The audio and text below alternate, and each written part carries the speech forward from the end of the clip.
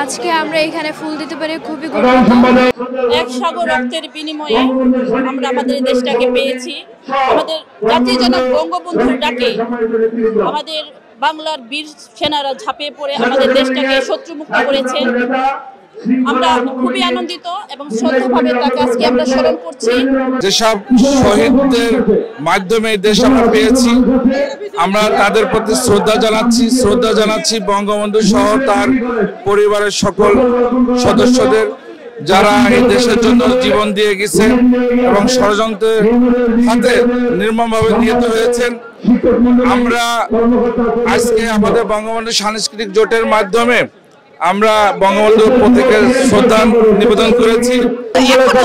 আমাদের মাঝে গাঁথনি মেরে আছে সেই সব রাজাকারের প্রজন্মরা, তাদের সন্তানরা বাংলাদেশের লোক স্বাধীনভাবে বাংলায় কথা বলুক, বাংলার চেতনা নিয়ে তারা কখনো চায় না। তাই আমরা চাইবো, আমরা যারা মুক্তিযোদ্ধার সন্তান, আমরা কখনো চাইবো না যে রাজাকার আমার মাথাও তুলে দাঁড়াবে। আমরা ৭১ আমার বাপ চাচারা রক্ত দিয়ে দেশ স্বাধীন করেছে, বঙ্গবন্ধুটাকে প্রয়োজনে আবার আরেকটি ৭১ হবে। সেই ৭১ আমরা যারা আছি তা আবার ঝাঁপিয়ে পড়বো। তবু বাংলার অস্তিত্ব নিয়ে আর খেলা করতে দেব না, বাংলার লাল সবুজের পতাকা নিয়ে আর খেলা করতে দেব না। এটা আমাদের অস্তিত্ব, আমাদের সম্মান। যেদিন বিজয় হলো সেদিন আনন্দে আত্মহারা হয়ে গেছে।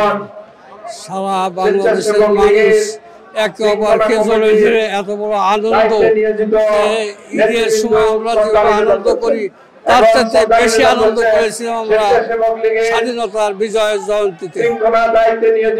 সারা বাংলার মানুষ এত উৎফুল্ল হয়েছিল,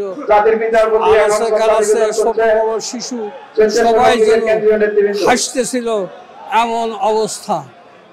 আমাদের স্বপ্নের এই দেশ, যেটি জাতির পিতা বঙ্গবন্ধু শেখ মুজিবুর রহমান তার আজন্ম সাধনার মাধ্যমে আমাদেরকে উপহার দিয়ে গেছেন, সেই দেশকে তার দ্বিতীয় স্বপ্ন এই দেশকে সোনার বাংলায় পরিণত করা। সেই সোনার বাংলায় পরিণত করার জন্য আমরা প্রত্যেকে সোনার মানুষে পরিণত হই। আমাদের ভবিষ্যৎ প্রজন্মকে শিষ্টাচার, মানবিকতা, নীতি নৈতিকতা ও দেশপ্রেমের শিক্ষায় উদ্বুদ্ধ করি।